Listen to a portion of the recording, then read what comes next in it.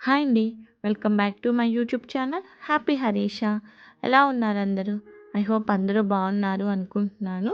Video start చేసే ముందు ఎవరైనా ఫస్ట్ టైం ఛానల్ చూస్తున్నారు అంటే వీడియో చూసిన తర్వాత నచ్చితే డెఫినెట్గా లైక్ చేయండి, షేర్ చేయండి, సబ్స్క్రైబ్ చేసుకోవడం మాత్రం మర్చిపోకండి.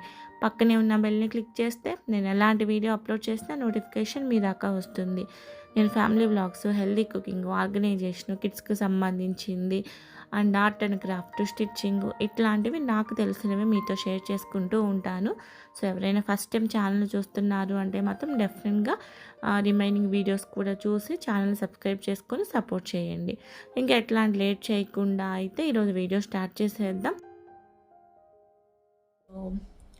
ఇంకా నేను లాస్ట్ ఒక వ్లాగ్లో చెప్పాను కదా కిచెన్ ఆర్గనైజేషన్ అక్కడ. సో హౌస్ అనేది మళ్ళీ చిన్న చిన్నగా అన్ని వేస్ట్ ఐటమ్స్ ఏవైతే ఉన్నాయో అవన్నీ తీసేస్తూ మళ్ళీ ఆర్గనైజ్ చేసుకుంటాను, జోన్స్ వైజ్గా డివైడ్ చేసుకొని అని. సో ఫస్ట్ కిచెన్ చూపించాను కదా, ఇప్పుడు వచ్చేసి క్రోకరీ యూనిట్ దగ్గర అనమాట. సో దీనికోసం నేను ఏం పెట్టుకున్నానంటే ఒక ఛాలెంజ్ లాగా పెట్టుకున్నాను. అంటే ఎట్లా అంటే ఇంట్లో మీరు ఎంత ఆర్గనైజ్ చేయండి, వేస్ట్ ఐటమ్స్ అయితే ఉంటూనే ఉంటాయి. ఎక్కువ మళ్ళీ కొంచెం అలా రీస్టోర్ అవుతూనే ఉంటాయి కదా. సో వీక్కి 1 టైం కానీ లేకపోతే 2 టైమ్స్ కానీ, లేక నా అవైలబిలిటీని బట్టి ఏదైనా ఒక ఏరియా తీసుకొని ఆ ఏరియాలో ఉన్న వేస్ట్ ఐటమ్స్ ఒక 50 పనికి రాని వస్తువులు ఒక 50 తీసేసి అయితే పక్కన పడేయాలి. ఇదొక ఛాలెంజ్ లాగా పెట్టుకున్నాను. సో ఈరోజు క్రోకరీ యూనిట్ చేస్తాను కదా, దీనిలో ఈ మొత్తం యూనిట్లో అంటే నేను మా ఇంట్లో డస్ట్ ఎక్కువే ఉంటుంది, పనికిరానివి ఎక్కువ ఉంటాయి కాబట్టి నేను 50 పెట్టుకున్నాను. మీరు మేబీ తక్కువ ఉంటాయి అనుకుంటే ఒక 10-20 అట్లా మీ దాన్ని బట్టి పెట్టుకొని అది వీక్కి 1 టైం కానీ 2 టైమ్స్ కానీ ఒక డే పెట్టుకొని అయితే దాన్ని ఆర్గనైజ్ చేసుకోవడానికి ట్రై చేయండి అనమాట. సో ఈ ఛాలెంజ్ అయితే నాకు నేనే పెట్టుకొని ఈరోజైతే స్టార్ట్ చేస్తున్నాను. టైం 9:30 అట్లా అయింది మార్నింగ్. సో కొంచెం రిలాక్స్డ్గా ఉన్నా ఈరోజు.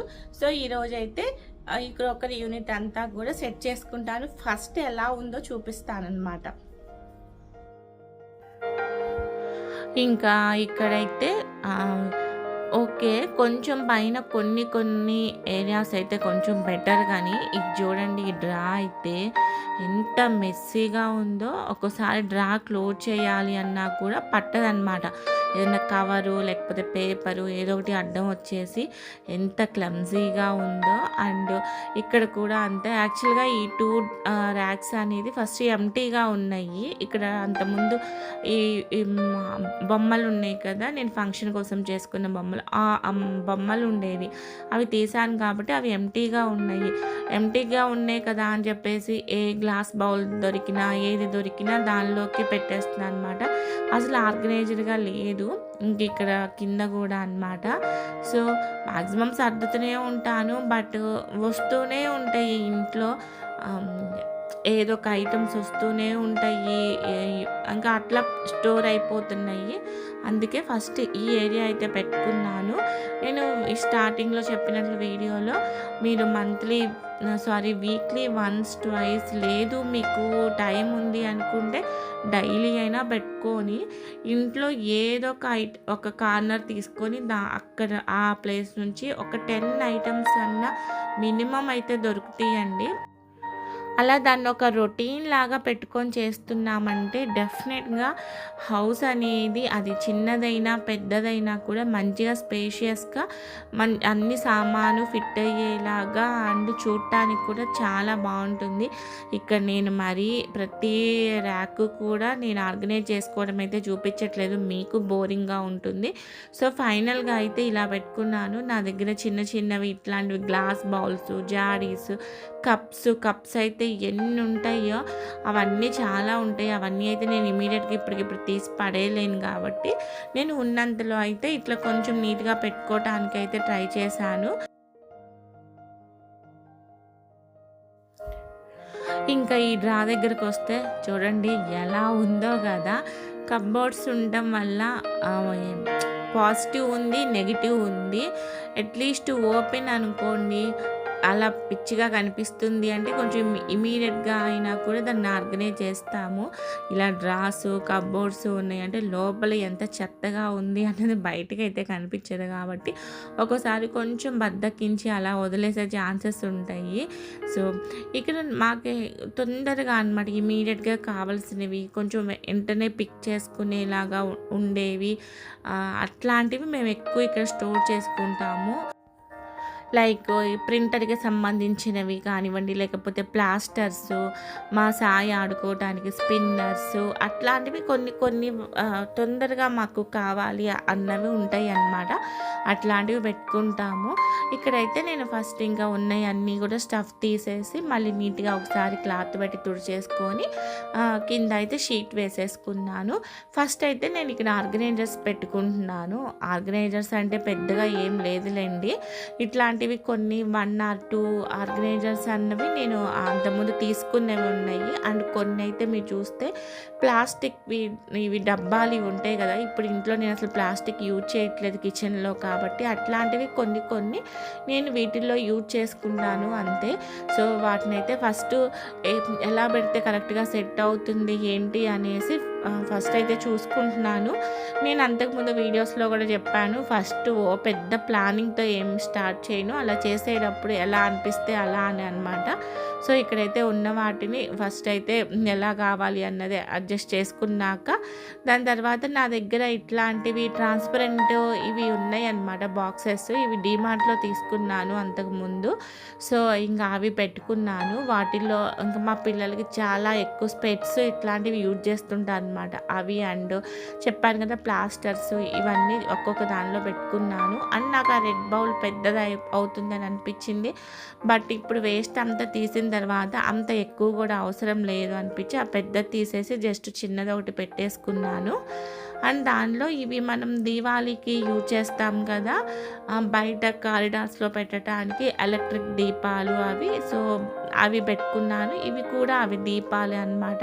ఇవి నాకు ఇంకా ఫస్ట్ నుంచి వీటి ప్లేస్ ఈ డ్రానే అండి. సో, అందుకే నాకు అవి ఎక్కడున్నాయంటే ఇమీడియట్‌గా నాకు గుర్తొస్తది. అందుకే నేను వాటి ప్లేస్ చేంజ్ చేయాలి అని అనుకోవట్లేదు. సో, ఈ డ్రాలోనే పెట్టుకుంటున్నాను. రేపు శ్రావణ మాసం కానీ, దీపావళి కానీ అలాంటప్పుడు నాకు ఇమీడియట్‌గా గుర్తొస్తాయి. మళ్ళీ వెతుక్కునే పని లేకుండా అని. అండ్ కొన్ని జిప్‌లాక్ కవర్స్ ఇట్లాంటివి కూడా ఎక్కువ ప్రసాదాలు అవి ఇస్తుంటాం కాబట్టి సో, వాటి కోసము. అండ్ ఈ పర్పల్ ఈ ఈ దీనిలో వచ్చేసి కొన్ని ఇప్పుడు అవసరం లేదు. బట్ అలా అని పడేసేయలేమనమాట. కొన్ని ఎలక్ట్రిక్ కానివ్వండి, లేక స్క్రూసు ఇట్లాంటివి కొన్ని కొన్ని ఇంపార్టెంట్ థింగ్స్ ఉంటాయి. అవైతే పడేసేయలేము. బట్ ఇప్పుడు యూజ్ లేవు. అందుకని చెప్పేసి అవన్నీ కూడా ఆ బాక్స్‌లో పెట్టేసుకున్నాను. సో, దానికి లిడ్‌తో క్లోజ్ చేసాము అంటే నీట్‌గా కనిపిస్తది. ఇవన్నీ మా సాయి స్పిన్నర్స్ అనమాట. ఇవన్నీ కూడా అంతే. వాడికి ఫస్ట్ నుంచి వాడి ప్లేస్ అవే. వాడి స్పిన్నర్స్ కావాలి అంటే ఇమ్మీడియట్‌గా వెళ్ళి ఈ డ్రానే వెతుక్కుంటాడు కాబట్టి నేను ఇంక వాడి ప్లేస్ ఏం చేంజ్ చేయలేదు. అవి అక్కడే పెట్టేసుకున్నాను. సో, ఫైనల్‌గా అయితే ఇలా సెట్ చేసుకున్నాను. మీరు స్టార్టింగ్‌లో చూసిన పిక్‌కి దీనికైతే చాలా డిఫరెన్స్ ఉంటది కదా! ఐ మీన్ కొంచెం ఇదైతే ఆర్గనైజ్డ్‌గా కొంచెం చూడటానికి లుకింగ్ వైస్‌గా ఏదన్నా ఐటెమ్ కావాలి అన్నా కూడా ఇమ్మీడియట్‌గా దొరికేలాగా ఉంది కదా! సో, ఇంక ఇవన్నమాట. వీటిలో ఇవన్నీ వేస్ట్ కాదులెండి. ఇంతవరకు అయితే వేస్టు. దీనిలో కొన్ని ఇరిగిపోయినవి, కొన్ని పగిలిపోయినవి, కొన్ని చినిగిపోయినవి చాలా ఉంటాయి. సో, ఇవన్నీ ఈజీగా అయితే 50 ఐటెమ్స్ అయితే నాకు అవుతాయి కదా! సో, ఇలా నేను వీక్‌కి 2 టైమ్స్ ఆర్ 3 టైమ్స్ చేసుకున్నా కూడా మా ఇల్లయితే మంచిగా అయితే ఆర్గనైజ్డ్‌గా కనిపిస్తుంది కదా! డెఫినెట్‌గా ఈ టిప్ అయితే మీరు ఫాలో అవ్వండి.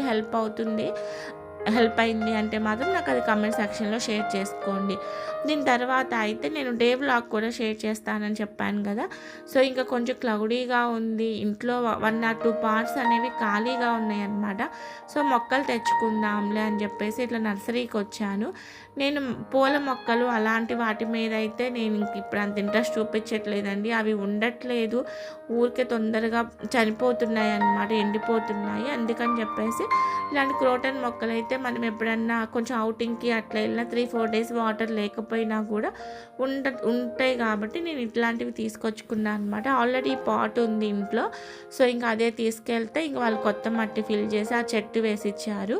అండ్ ఇక్కడ ఇదొచ్చేసి ఇప్పుడు నేను చూస్తున్న ఈ చెట్టు ఆల్మోస్ట్ ఒక 3, 4 ఇయర్స్ నుంచి ఉంది ఈ ప్లాంట్ మా ఇంట్లో. పర్లేదు బానే ఉంది చాలా రోజులు. బట్ లాస్ట్ 2 మంత్స్ నుంచి ఎందుకో కొమ్మలన్నీ తొందరగా డ్రై అయిపోతున్నాయి, ఎండిపోతున్నాయి. అండ్ ఇక్కడ ఒక చూస్తే ఒక చిన్న ఆకులు మాత్రమే వస్తున్నాయి అన్నమాట.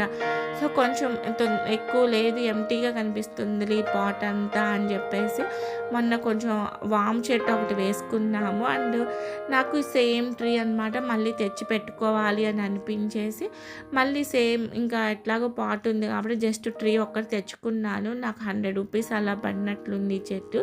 సో, దానికోసం అయితే ఫస్ట్ ఇంకా మట్టి అది తీసుకుంటున్నా.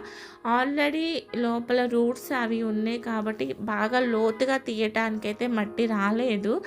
సో, మళ్ళీ ఏదన్నా కదిలిస్తే రూట్స్ అవి అయిపోతే ఏదన్నా పాడైపోతుందేమో మళ్ళీ చెట్టు అని చెప్పేసి జస్ట్ కొంతవరకు మాత్రమే కొంచెం లోతు తీసేసి ఆల్రెడీ ఇంక ఈ చెట్టు అయితే అలా పెట్టేసుకుంటున్నాను. ఏదన్నా ఉంటే తర్వాత చూసుకుందాంలే అని చెప్పేసి.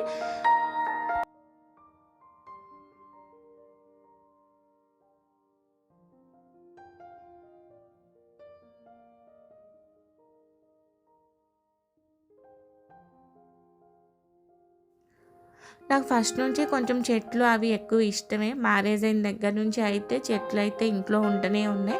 బట్ మధ్యలో కొంచెం గ్యాప్ వచ్చింది. బట్ ఇప్పుడైతే మళ్ళీ నాకు కొంచెం మంచిగా మొక్కలు తెచ్చుకోవాలని అనిపిస్తుంది. అందుకే పూల చెట్లు అలాంటివి అయితే ఏం తెచ్చుకోను. జస్ట్ ఇట్లాంటి క్రోటన్ మొక్కలే తెచ్చుకుంటాను. ఇవైతే కొంచెం మెయింటెనెన్స్ తక్కువ ఉన్నా కూడా ఎక్కువ రోజులు కొంచెం సస్టైన్ అవుతూ ఉంటాయి. సో, ఇంకా అది అయిపోయిన తర్వాత జస్ట్ కొంచెం అయితే వాటర్ చల్లేసుకుంటున్నాను. కొంచెం మంచి ఫీల్ వస్తుంది. ఇంటి ముందు లేచిన వెంటనే డోర్ తీసి అవి చూస్తూ ఉన్నా కూడా కొంచెం అట్లా నాకు కొంచెం మంచి ఫీల్ వస్తుంది. ఇంటి ముందు అట్లా కొంచెం గ్రీనరీ అట్లా ఉంది ఉంటే. సో, దీని తర్వాత అయితే నేను ఇంక ఈవినింగ్ వరకు పెద్దగా అయితే ఏం షూట్ చేయలేదండి. కొంచెం రిలాక్స్డ్గానే ఉన్నాను. ఇంక ఇదైతే ఈవినింగ్ డిన్నర్ టైం అనమాట. సో, డిన్నర్ కోసం అయితే నేను ఇక్కడ ఇన్స్టెంట్గా చేసుకునే ఒక దోశ రెసిపీ చూపిస్తాను. చాలా బాగుంటుంది, చాలా ఈజీగా కూడా చేసుకోవచ్చు. దానికోసం అయితే ఈ మరమరాలు ఉంటాయి కదా. సో, ఈ మరమరాలు తీసుకొని మనం కొంచెం వాటర్లో సోక్ చేసేసుకొని ఒక 5 మినిట్స్ అట్లా పక్కన పెట్టేసుకోండి. మంచిగా వాటర్లో నానుతాయి అన్నమాట.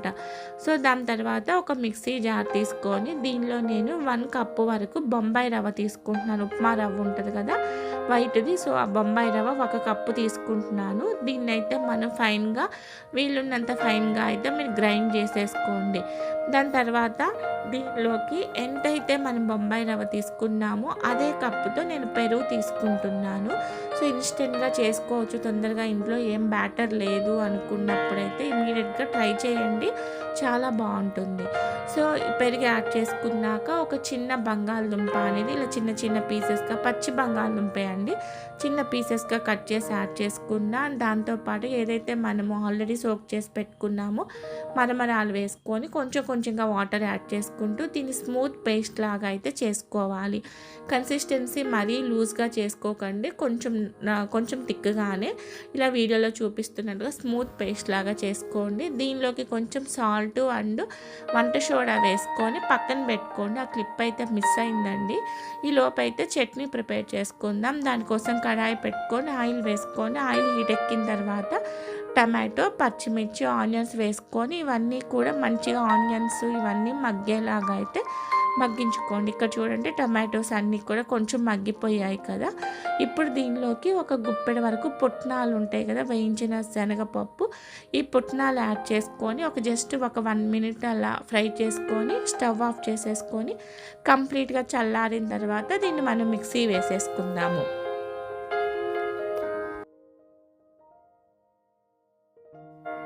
అది చల్లారే లోపైతే మనం ఇక్కడ ఆల్రెడీ సాల్ట్ వేసుకున్నాం కదా! సో, ఇదంతా కొంచెం నానింది అనమాట. ఒక 10, 15 మినిట్స్‌లో. దీనిలోకి మనకు కావాల్సిన వెజిటబుల్స్ యాడ్ చేసుకోవచ్చు. నేనైతే ఇక్కడ ఆనియన్ అండ్ క్యారెట్, కొంచెం పచ్చిమిర్చి వేసుకొని మీరు కావాలంటే బీట్రూట్ వేసుకోవచ్చు. ఇంకా దాంతోపాటు కొంచెం కొత్తిమీర వేసుకొని ఇవన్నీ మనం ఇప్పుడు దోసల్లాగా వేసుకుందాము. నేనైతే ఇక్కడ చిన్న చిన్న సెట్ దోసల్లాగా వేసుకున్నాను. లేదు అంటే మీరు బన్ దోసల్లాగా వేసుకోవచ్చు. నార్మల్ దోసల్లాగా అయినా వేసుకోవచ్చు. బన్ దోస అంటే చిన్న లోతున్న కడాయి ఉంటుంది కదా చిన్నది, సో అది పెట్టుకొని అలా అయినా వేసుకోవచ్చు. నేనైతే ఇక్కడ సెట్ దోసల్లాగా వేసేసుకొని అవి దోస కాలే లోపు అయితే నేను ఇక్కడ చట్నీ ప్రిపేర్ చేసుకుంటున్నాను. మిక్సీ జార్ తీసుకొని ఈ టమాటో ఇవన్నీ యాడ్ చేసుకొని దానిలో కొంచెం కొత్తిమీర, కొంచెం వేయించిన పల్లీలు, ఉప్పు, జీలకర్ర వేసుకుని మంచిగా వాటర్ మిక్స్ చేసుకుంటూ మనం మెత్తగా అయితే గ్రైండ్ చేసేసుకోవాలి. ఈ లోపైతే మనం దోసలు కూడా వేగిపోయాయి కదా, మీరు బ్యాటర్లో అయినా కలుపుకోవచ్చు ఆనియన్, క్యారెట్ ఇవి. లేదు అంటే మీరు ఇలా దోస వేసుకున్న పైన వేసుకున్నా కూడా కలర్ఫుల్గా ఉంటాయి. ఇక్కడ చూడండి మన చట్నీ కూడా రెడీ అయిపోయింది. మీరు కావాలంటే దీనికి తాలింపు వేసుకోవచ్చు అండి, బట్ నేనైతే ఇక్కడ తాలింపు ఏం వేయట్లేదు. ఇలా ఇచ్చినా కూడా పిల్లలు అయితే ఫుల్ ఇష్టంగా తిన్నారనమాట. సో అదండి ఈరోజు వ్లాగు. ఐ హోప్ ఈ వీడియో మీకు హెల్ప్ అయిందని అనుకుంటున్నాను. అలా హెల్ప్ అయింది అంటే మాత్రం డెఫినెట్గా ఛానల్ సబ్స్క్రైబ్ చేసుకొని సపోర్ట్ చేయండి. ఇంకొక వీడియోతో మళ్ళీ కలుస్తాను. Thank you so much for watching. Take care. Bye.